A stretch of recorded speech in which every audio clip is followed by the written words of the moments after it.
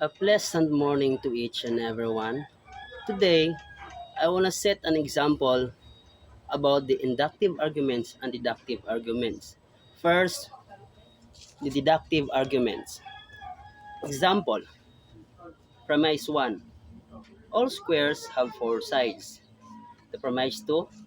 All rectangles have also four sides. The conclusion, therefore, all squares are rectangles. Does the conclusion logically follow from the premises? No, because both squares and rectangles have four sides, making the premises true.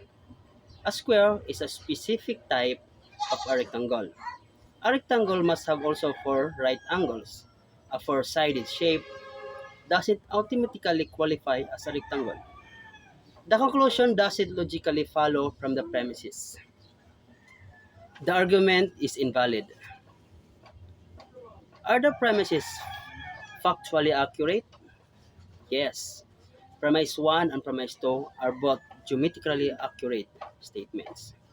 For deductive, it is the argument valid and all premises true? No, because the argument is invalid because the conclusion doesn't follow logically from the premises. Even though the premises are true, therefore, the argument is unsound. Now, let's proceed to the inductive example. Inductive arguments work differently than deductive arguments. They move from the specific observations to general conclusions. The conclusion is likely true but not guaranteed. Example, premise 1. Every swan I have ever seen is white. Conclusion, therefore, all swans are white. Evaluation. This is an inductive argument. Question number 1.